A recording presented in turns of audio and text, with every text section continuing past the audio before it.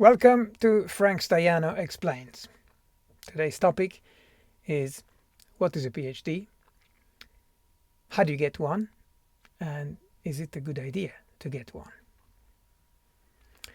So the audience is obviously primarily my own students who are thinking of getting a PhD. What should they do to apply and so on? But, just think ahead of all the things. And the PhD process, a PhD admission process has very long pipelines, so it's good to think of it in advance, maybe a year or two in advance, and chart a path for doing the best. Anyway, I'm going to structure today's chat into 3 points.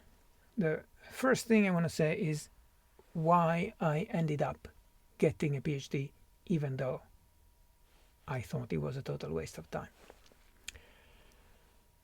Second is actually what is a PhD, what's the difference between the undergraduate, the BA degree, the master and the PhD. And third, what do you actually do to get a PhD and what do you do with it once you have it. So first of all, why did I end up getting a PhD even though I thought a PhD was a waste of time? So when I was an undergraduate doing my master's in engineering, I was a good student and my professors, a number of my professors said, you seem to be good at this stuff, maybe you should continue with the academic career, you should consider doing a doctorate and then becoming professor. I said, well, actually I like teaching, but I think it would be a cheat to become a professor of engineering, having never been an engineer. So I'm studying hard to become an engineer. And the thing I want to do is build things. I want to build stuff. I want to make things work. And maybe one day after I've done that for a while, I could teach people how to do it. But if I just studied and then taught people what I studied, it would feel totally fake to me. So I didn't want to become a professor out of university studies. And also, I could see some students who had got their basic degree and were going on to a doctorate. The impression I got was that they were there just, on their whiteboards, blackboards, whatever it was, and they were not doing anything for real. They were just continuing doing mental fantasies that had no practical application. I thought that's a total waste of time. I don't want to be one of those people. I want to be one who builds things. Why am I becoming an engineer? Because I want to build things. So I thought the PhD was something for people who just wanted to continue to think great thoughts in some intellectual way, but didn't want to do anything practical. And that was definitely enough for me. So once I graduated, I sought some work where I could actually build things, and I eventually came to Cambridge in a research lab where I could be an engineer. I was a research engineer in, of course, computing kind of things, and I had several very enjoyable years building systems in teams that involved, some people were building hardware. I was a software guy and I enjoyed that, and I was getting paid to do the stuff that I liked so much. I would have paid someone to, give me the latest model of computer and let me program all day. It was so cool for me, and it's to imagine that I was actually being paid every month to do that. It was paradise for me. But after a few years, I realized, first of all, so in my lab about half the people had a PhD, and I was in the half that didn't, of course.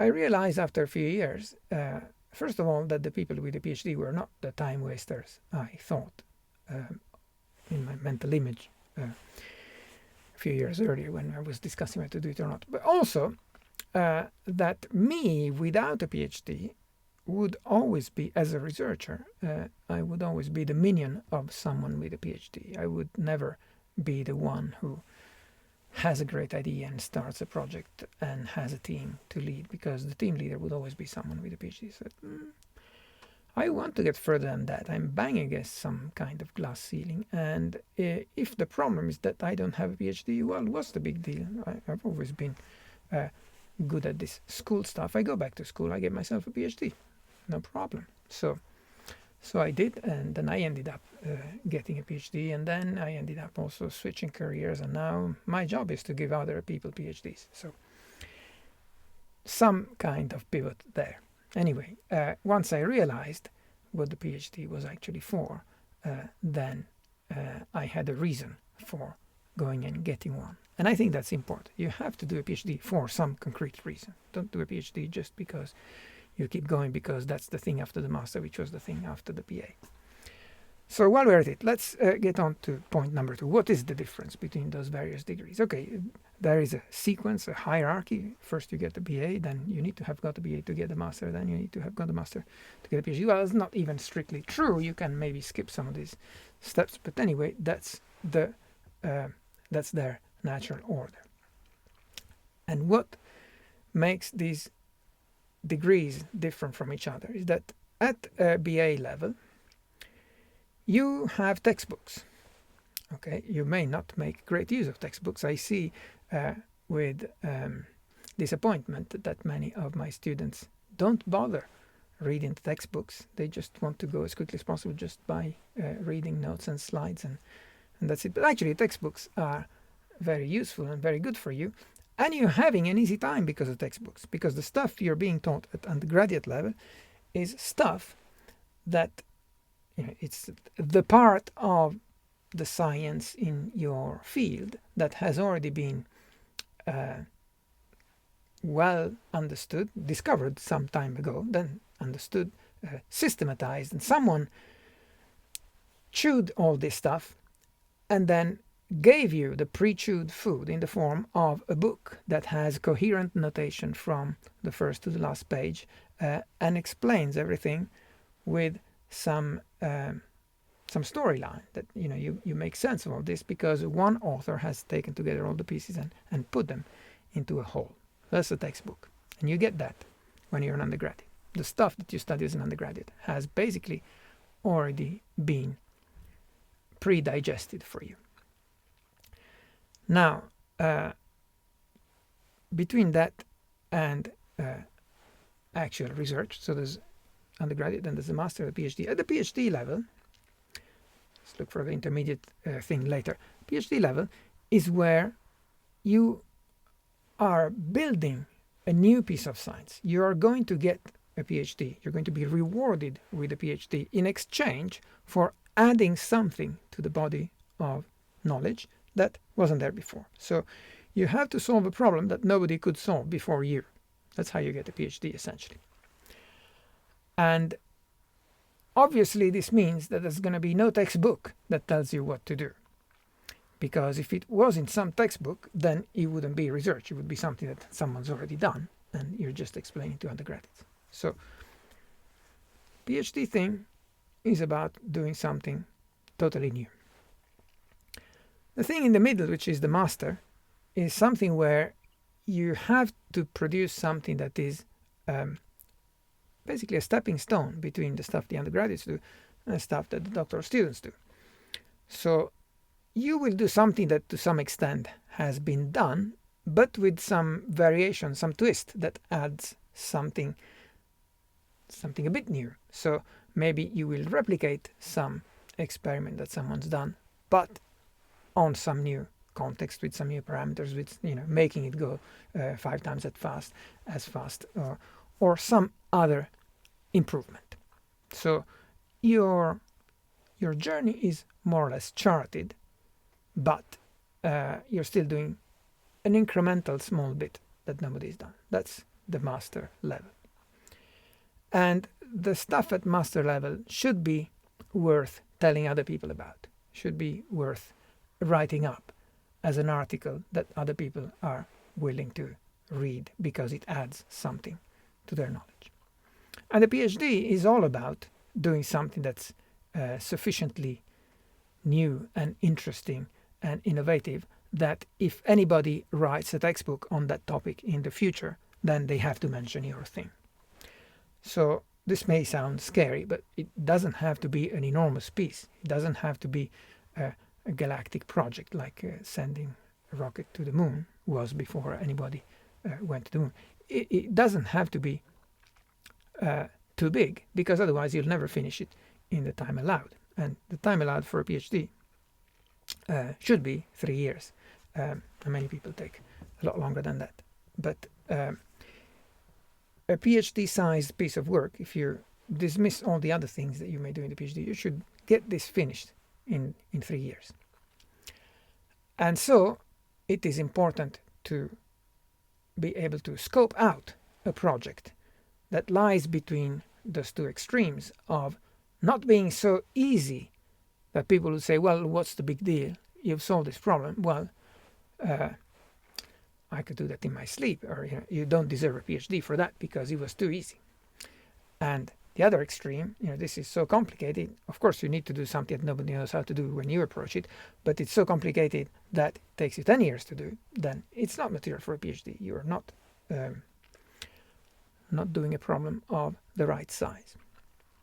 So you must see the difference in perspective. Before you get the PhD looks like, wow, that's the greatest achievement in the world. After you get a PhD, after you get to my situation, all my colleagues have PhDs. It's not a big deal to have a PhD. You know plenty of people with a PhD. That's fine, and they're not like super geniuses. I'm not a genius. No. Plenty of people have a PhD, and it's normal after you've done it. And that's not the most important thing of your career. Not at all. The PhD is just the starting point for a certain type of career. So what you do in your PhD does not define the stuff you will do until you retire. The PhD is just a launch pad for the other stuff you do. And the PhD is becoming an expert on something very, very specialized that basically nobody cares about. So after a few years, you won't care about that either.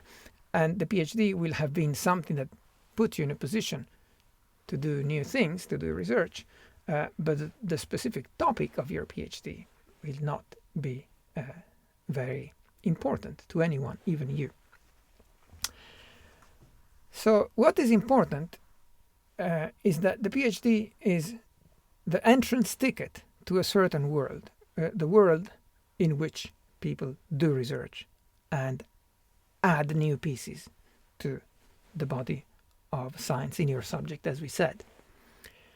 And in order to be admitted to this club, which is not a pyramid, it's a very flat structure. So once you are there, it's a world of peers. There's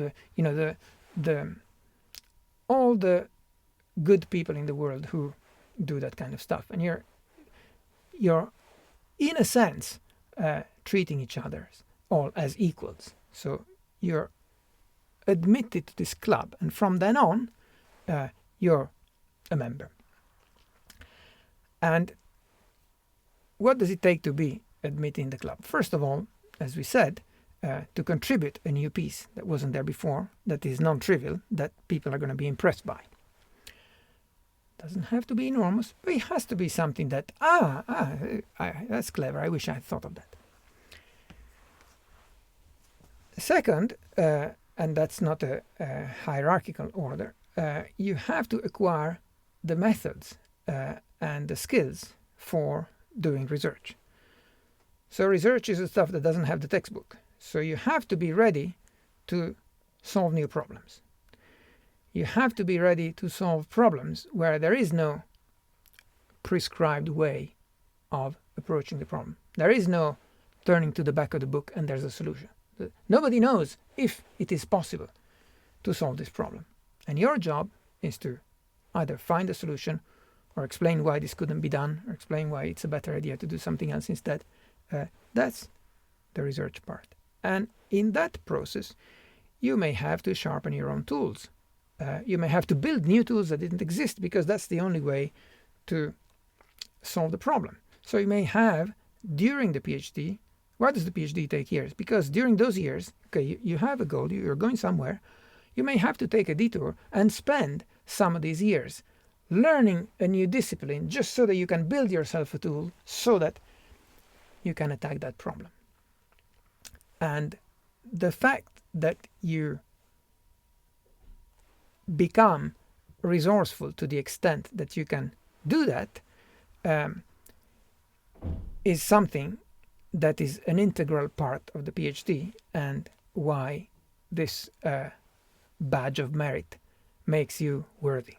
So after a number of years, the fact that you made that discovery is not that important anymore, probably. In most cases, most PhD discoveries are not that relevant after a while.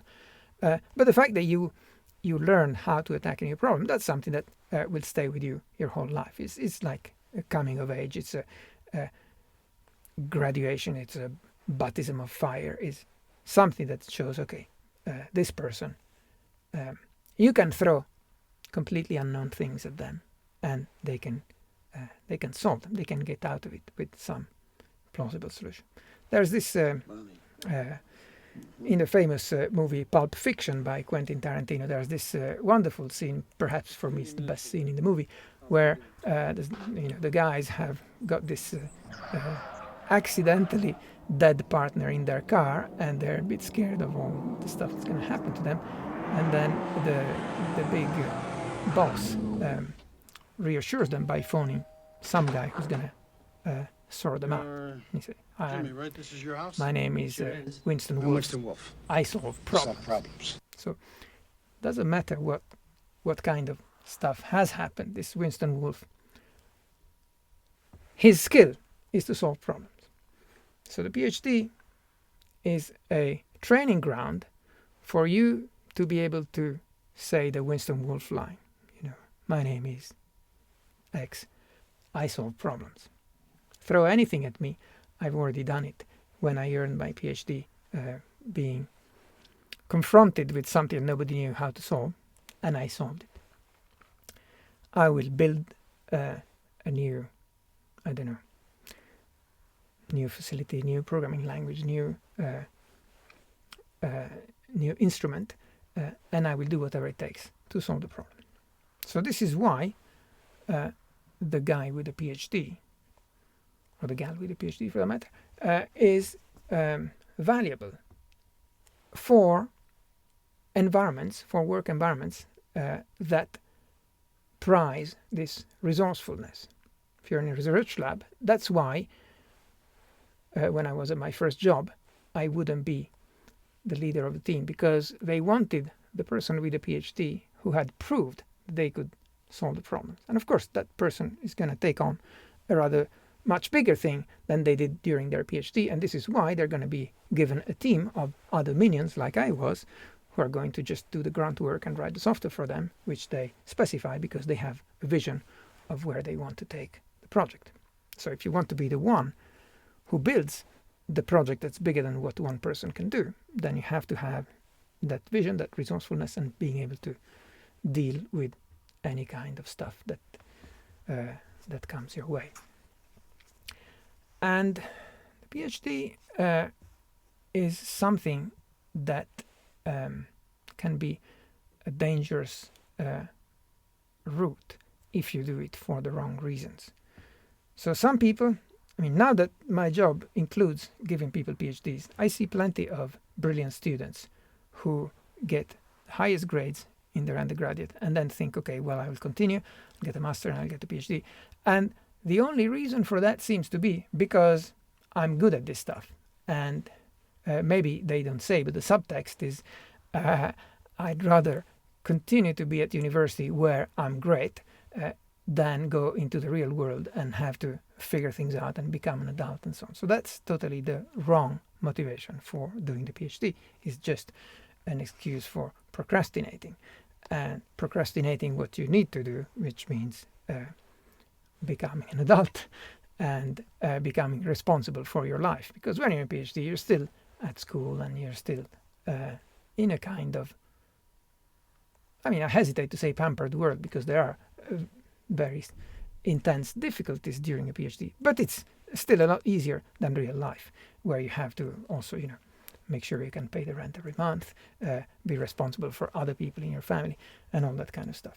So PhD can be a displacement activity, and the people who take on the PhD as a displacement activity from real life usually don't do very well at either. So I would strongly advise you not to use the PhD as a parking spot while you figure out what to do. Much better to just graduate from your BA or master and get a job, do something useful, and then when you have found out the reason why you should do a PhD, then go back and do one.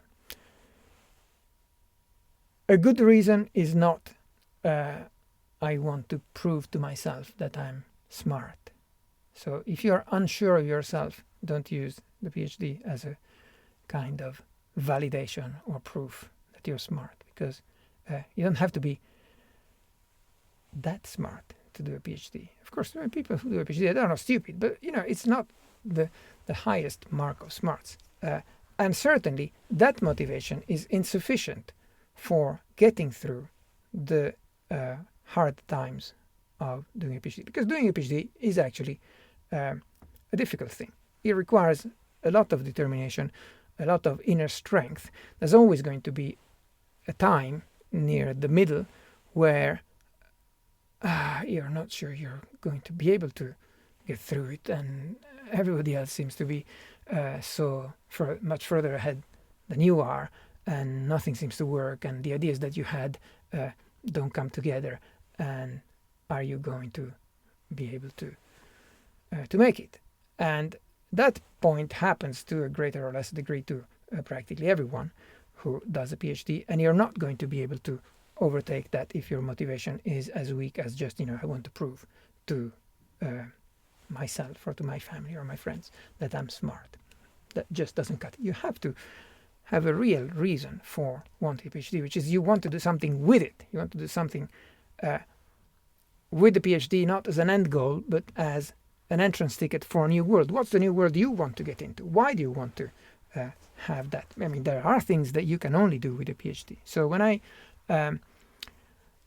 one of the things I wanted to do when I was little was I had read a book by Arno Penzias. Arno Penzias was director of research of AT&T Bell Labs. He was also a Nobel Prize laureate, Nobel Prize in physics for having discovered something astronomical, background radiation or something I don't understand. Anyway, this guy had written this book about managing a high-tech world. I forget the exact title.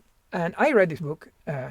I devoured this book. I was totally fascinated. And Bell Labs was the place where they had invented C and Unix and C++ and all the stuff that I thought was great. And I would love to be a researcher in there. And I got the best possible grades in my engineering degree. I want to go and work there. So I wrote them a letter. Can I please apply for a post? And they said, thank you very much. Congratulations for your wonderful grades, but we only take people from the PhD. I said, oh. So it was something that put some kind of note in the back of my brain that actually maybe there's something to this PhD business that I'm not quite sure what to make of. But anyway, I parked this away. They said no, never mind. I went on and I got another job. But there are places, typically becoming a professional researcher in industry or in academia, where you're only going to be admitted if you do have a PhD, because these are the places that value the fact that you've already done a sizable piece of research that proves you've picked up the methods, you've done your apprenticeship, and you know what to do for new things. We don't really care what you got the PhD in. So when I was hiring for my own research project a few years ago, I hired a guy. He had a PhD. He had a PhD in something that had nothing to do with the stuff we were doing, but he had a PhD. That's fine. And it just gave me reassurance that he had the resourcefulness to fix new problems if they came along. I also hired people who didn't have a PhD because you also need people who are just going to do the software development, and they were excellent at that, and their contribution was outstanding. So there's a place for everything. If you want to be a researcher, then that's one of the things where maybe a good idea to do a PhD, but you have to have something that you really want to do. You have to see yourself in a place where the PhD is just the thing that lets you in, as opposed to the endpoint. The PhD is never an endpoint. I'm not sure what I was going to say, but let me just say something about how the PhD is examined.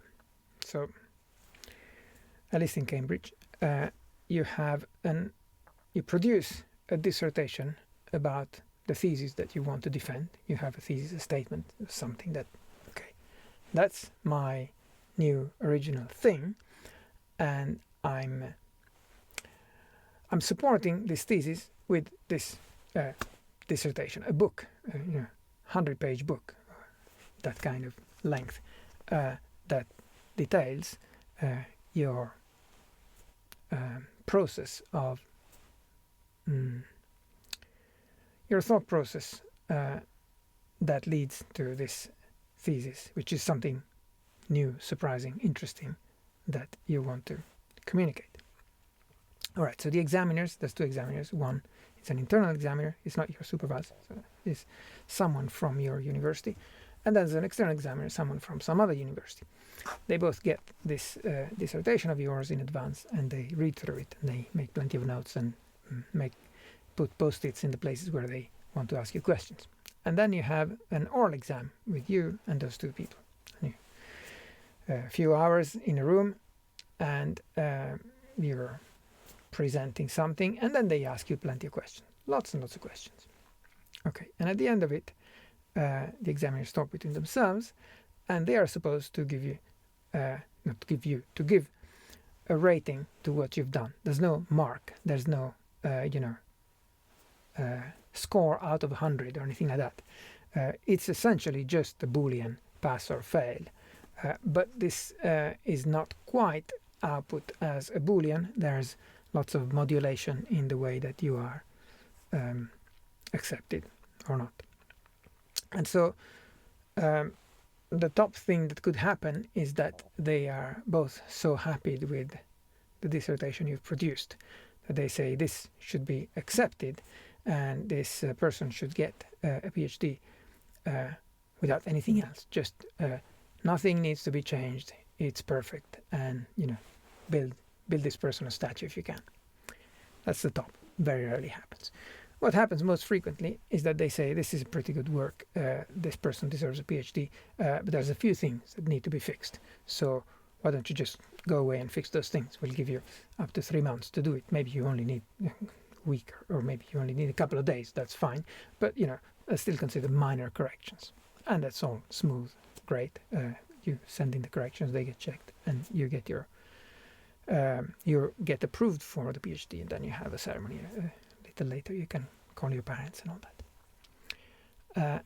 And then below that, there's one where the examiners decide that okay, this is still worthy of a PhD, but you need to do some major corrections. They give you more time, 6 months, to do these corrections in. And you send the corrections in, they get checked, and then hopefully you get approved. The expectation is that you will get approved. Then below that, there's flavors of verdict where they say, we can't really accept this thing as it is. We really need you to rewrite some parts. And then after rewriting those parts, we'll have another look. Maybe we'll have another discussion, and then we'll decide if you can be approved. Then below that, you have another situation where they say, okay, well, you have to rewrite some parts, and otherwise, at your options, you can choose to just take a lower degree instead of that. We'll give you a master for this thing, but you can't have a PhD with the thing as is. You can either rewrite, or you can just take a master instead. And then below even that, there's something like, you're never going to get a PhD with this kind of stuff. And if you want to fix it, maybe we'll give you a master. That's as far as it will go. And then below even that, there's something, you just go away and never come back. This is no good. You're never going to get any degree for that. That basically never happens. It never happens because if you produce something that's so rubbish that they would give you that really bottom total failure verdict, then your supervisor is really not doing his job, or her job. or you're not listening to your supervisor. So the supervisor's job, the supervisor is the person who takes you on at the beginning of PhD and follows through with you, and you're basically the apprentice of your supervisor for this period, 3 years, 4 years, 5 years, however long you take. And it's from your supervisor that you should learn the trade of being a researcher. And your supervisor is the one who's going to read your dissertation before you submit it. And the supervisor is the one who's going to say, this dissertation, well, the content is okay, but the presentation needs more work here. Or, so, you're telling a reasonable story, but there's not enough substance here. You should do some more experiments. You should do some more work. Or you should, the things you've come up with are correct, but they're not big enough. They're not serious enough for you to deserve a PhD. And it's the job of the supervisor at the end of your PhD, when you have written a dissertation, to give you that type of feedback. And it would be a very poor supervisor who said, that's okay, just submit what you have, if it were of such a poor standard that 2 examiners agreed that this was something that needs to be sent away with no possibility of rescue. So this is why this never happens. What tends to happen is that you produce something and there's some ping-ponging with your supervisor until your supervisor says, now this is great, you can go ahead and submit. And then you submit. And then usually the other 2 examiners will agree that it is in one of the upper echelons, because of course your supervisor wants you to do well. It reflects well on your supervisor too. And so they will only suggest that you go ahead when there's a reasonable chance that this is a work that everybody involved is going to be proud of. So there is almost no failure in the sense of the examiners fail you. What there is that there is a kind of some proportion of failure by attrition, in the sense that people who don't finish promptly drag it on until at some point they just say, well, why am I in this PhD after all? Let me just go and do something else. And so many people don't officially fail, but stop the PhD process, or maybe put it in suspended animation, and this suspension can last for the rest of their lives sometimes. And who knows? But an outright failure is extremely rare in a PhD. This doesn't mean that it's easy to get a PhD. PhD is a difficult thing to get, and it requires a lot of dedication, a lot of resilience, a lot of concentration, and a lot of resourcefulness. And when you finally get there, you're going to be damn proud of what you did, and deservedly so. And once you do receive your PhD, that's the mark that you are admitted in the peer community, worldwide peer community of your subject, and you're like one of us. And having got there, it's not just that you have invented this new piece, this new contribution to science that people are going to have to write about in the next textbook. It's also that you've acquired the methods and you figured out how to do research, how to discover answers to problems that nobody's solved before, as we said. And as part of this skill set, you have become a little more confident about judging other people's work. Because if you're admitted as a peer, then there isn't someone on top who's going to be the judge of this is good, this is not good. It's just everybody judges everybody else. When you write a new article, someone else is also writing a new article, and someone else will review your article, you will review someone else's article, and you have to figure out, is this good? Is this great? Is this so-so? Is this completely wrong? Without having a reference, you can't see, is this the same as what the textbook says? Is this the same as what my supervisor says? Because by then you don't have those, hierarchically superior things to defer to. You have to make a judgment on your own. And so throughout the PhD, you slowly acquire this skill of judging novel work. It comes blinded, you don't know where it's from, you can't rely on, oh, well, it comes from a famous university, so it must be good. No, names are erased, and the the provenance is not shown to you while you are judging. You're just judging it on its merits. And so your supervisor will invite you. Your supervisor will normally be on the program committee of conferences and stuff like that. They will get a bunch of papers to review, and they will give you some papers that are in the area you're researching on and say, well, what do you think of this? And so you read and say, well, it looks interesting. I don't understand everything. I wonder if this is right, or if it's just something I don't quite get, or is this a brilliant new idea? I don't know. And you have to learn to make up your mind about these things, and your supervisor will step by step ask you to maybe write a little review, maybe give it a score. And of course, you'll have the safety net that your supervisor is also in charge of that paper and is reading your review and will amend it as appropriate. But gradually, before you finish your PhD, you want to get to the stage where you are fit as a reviewer in your own right, and then you get invited first to small events in the program committee, and then to bigger and bigger things, until at some point you even become the chair of the committee. And so it's not just about your own work and inventing stuff for yourself and all self-introspective. It's also about being part of a community and being able to evaluate what of the other things that are done in your field are worthy or not. Because one day when you are the expert, people will come to you and say, well, you got a PhD in X.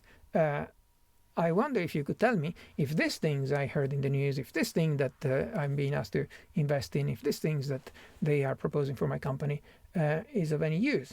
And then you, with your expertise in field X, have to evaluate something that you've never heard before based on what you know of the foundations of field X, what are the frontiers of the good stuff that's been done in field X and so on. And then people will trust your advice because you're one of the luminaries in this very narrow field X, which happens to be of interest for that acquaintance of yours or client of yours, as case may be. So that's the process through which you refine your competence as a researcher, and you become a peer in this community where you don't just present your own ideas in a paper, but you have to also review and evaluate and grade other people's papers. And the papers that get published are the papers that enough other peers have judged worthy of going in the conference. There's of course a big funnel where plenty of papers going, hundreds of papers going at the top, and then only a few tens of papers come out at the bottom and get actually published, which is then a mark of goodness that the community has said this is a good paper. Now, there's ways that this process is abused, and maybe that's a subject for a completely different video, but let's not get too sidetracked. So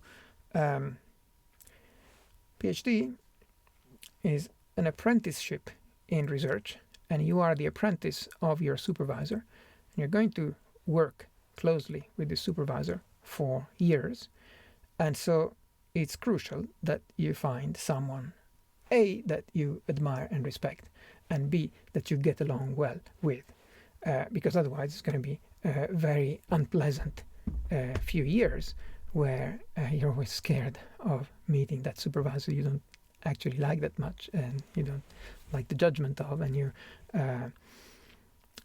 don't get into this situation. Just make sure that you choose a supervisor that you like to interact with, that it's a joy to be able to go and knock on the door of the supervisor and have a chat, and you come back with, yes, it's so inspiring to have these little chats once in a while, because now I'm all fired up at new stuff I want to do. And the role of the supervisor is there's many roles for a supervisor, and you will be writing papers together with your supervisor, sometimes just your new supervisor, sometimes with other people as well.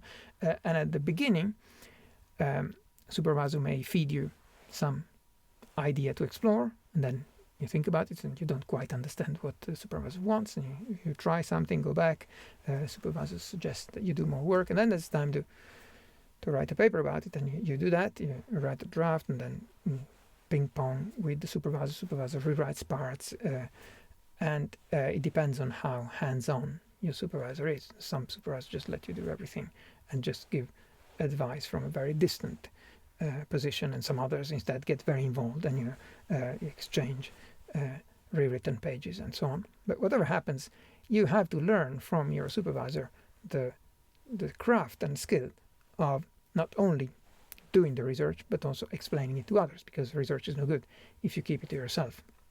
You have to present it to your peer community, a worldwide peer community, for it to have any influence and for you to get any recognition. So you have to become good at writing clearly and incisively and appealingly in English in a way that will make people want to turn the page and keep reading about the exciting stuff that you've done. If you only write very boring things or very difficult to read things or very annoying things that are full of formulae that we don't know where they come from, then okay, you may, if it's actually good work, you might end up publishing your paper, but even if it's published, nobody will want to read it because it's such a pain. I mean, that they'd rather do something else. So it's a skill, writing something that people will want to read, and it's a skill you want to acquire if you're going to have a career in research, because in research the currency that is exchanged is not dollars, but it's citations. And so if you want to be cited by people, then people have to read your paper and give you credit for your great, fantastic ideas. They will want to talk to other people about your ideas and so on. So learning how to write is one very important part of your PhD training. And towards the end, then you will hopefully have become skilled at writing well in English, whether English is your first language or your second, third, fourth, doesn't matter. English is my third language. I have to keep correcting the English of people for whom it's the first language, and that it should be shameful for them. But at least you have a time when you're still at school and you have time to do that rather than anything else, and devote that time to learning how to write properly, because you won't go very far in the research community if people don't read your papers. So with all that, you eventually finish, get this PhD, and then what do you do with it? Well, the PhD, as I said earlier, should never be an end point, should never be a goal in itself. It should just be something that enables you to do something else for which you needed a PhD. So, as I told you from my own story, I wanted a PhD because I wanted not to have that glass ceiling in my research lab where I had understood, I had figured out that so long as I didn't have a PhD, I would never be a team leader, I would never run my own projects and so on. And I wanted to be able to do that.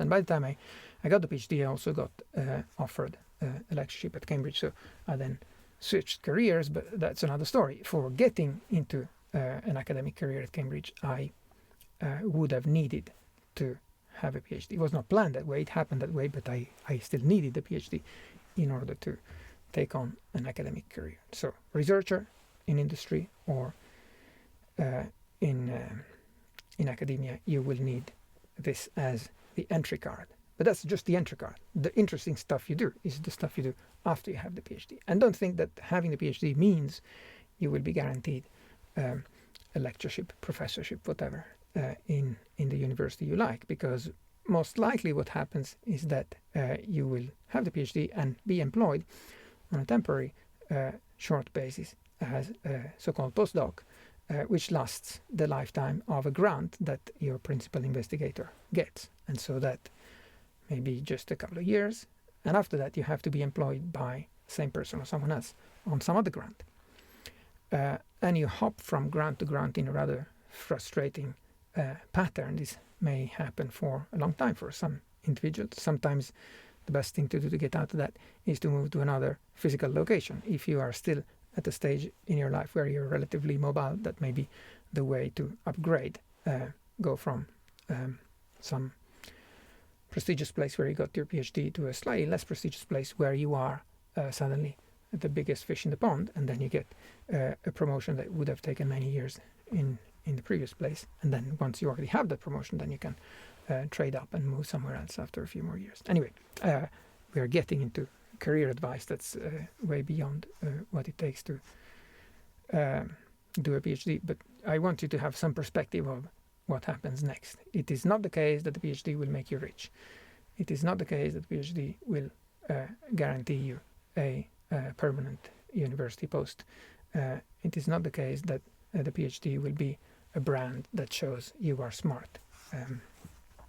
People who don't have a PhD may think that, but people who have a PhD know that there's no such implication. So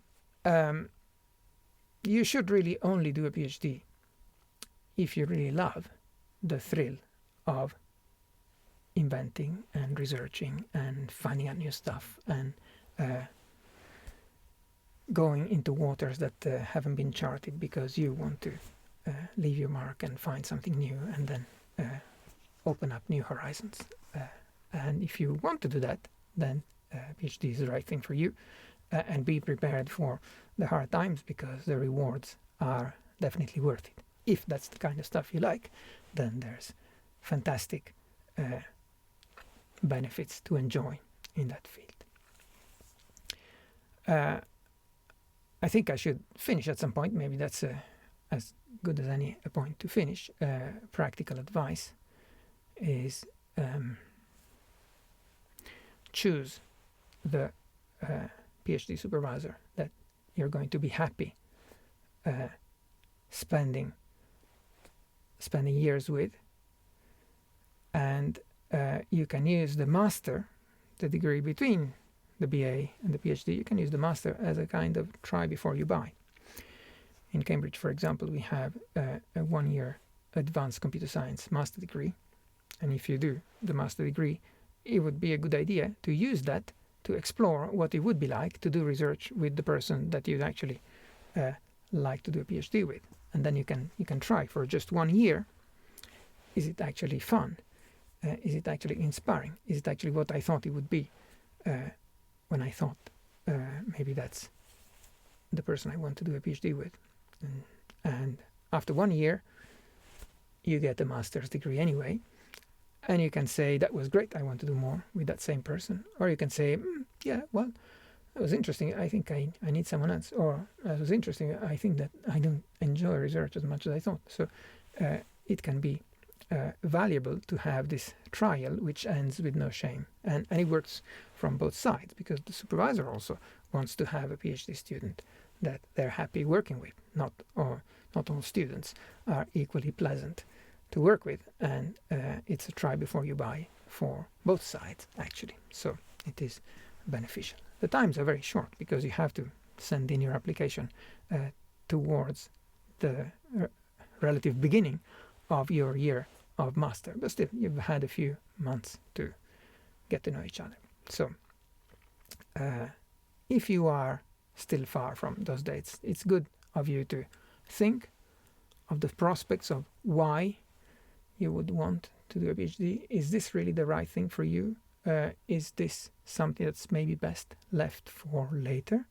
As I said, I did a PhD as a mature student after several years in as a research scientist in industry, and I think that did me a lot of good. I think that the most valuable thing for me in not having gone to a PhD straight from my previous university degree is that I got a salary in the meantime, and when I became a PhD student, I was not getting my salary anymore.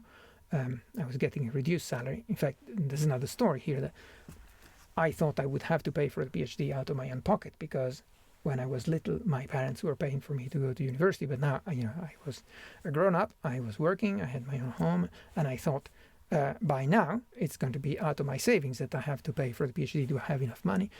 How much is it going to be? And blah, blah. And it was my greatest surprise to find out that practically nobody pays for their PhD. Everybody who does a PhD, well, not everybody.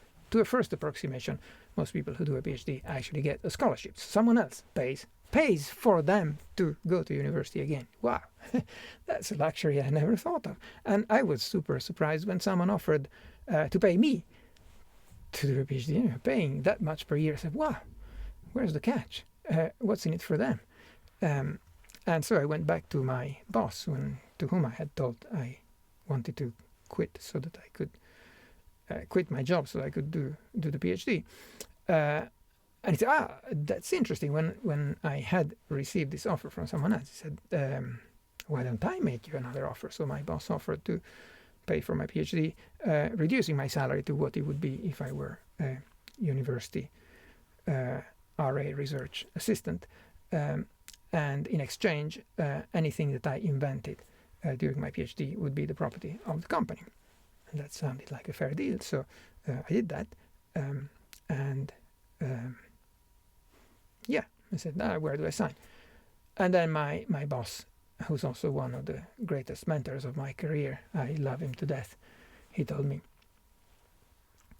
that comes from experience he had with other people who had taken time off to do a PhD. He said, okay, I'll give you this deal. I'll pay for your PhD. I'll reduce your salary to this, blah, blah, blah. You're remaining a company employee under this deal. Your duty is to finish. And if you don't finish in 3 years, I will kill you. That was great, because it meant I actually did finish in 3 years, which is quite rare. And most other students don't have that kind of incentive. And it's a waste of time to do longer than is needed with a PhD. Many people waste the first year completely. If you don't have that pressure that in 3 years' time, if I don't finish the PhD, I'm going to be in super deep shit. If you don't have that pressure, plus the additional pressure in my case that I had my salary reduced because I was already on some rather higher salary before starting a PhD, and every extra month I spent in the PhD program, I was having this reduced salary, and I damn well wanted to go back to a real proper salary that I was used to. So that helped me finish on time, and when I see many of the students that are doing their PhD and drag on and on and on, I wish for their own good that they had this kind of incentive to make them realize that they're much better off drawing a line under this and then getting on with something much more interesting. So as soon as I finished my PhD, I went on doing something else in Japan. Fantastic year. I wrote a book out of my PhD dissertation. Then I came back to Cambridge for a lectureship. It's much better to move on and do something else. If you do something else, it's so much more exciting. So don't think the PhD is now becoming something familiar. I'm comfortable in here. I don't want to stop doing the PhD because otherwise it's the real world, stuff I don't know. No. PhD has a purpose, has an end, and life is so much better after the PhD is over and you can be Dr. X and get on with more exciting stuff. So make sure you have an end date and you stick to it, and then you get on to greater things. All right, I'll stop here. It's already been way too long. Good luck for your PhD if you choose to do one. And if you enjoy this type of content, then please like it, subscribe for more, and let me know in the comments what else you want now that I've finished uploading my regular lecture material. Thank you.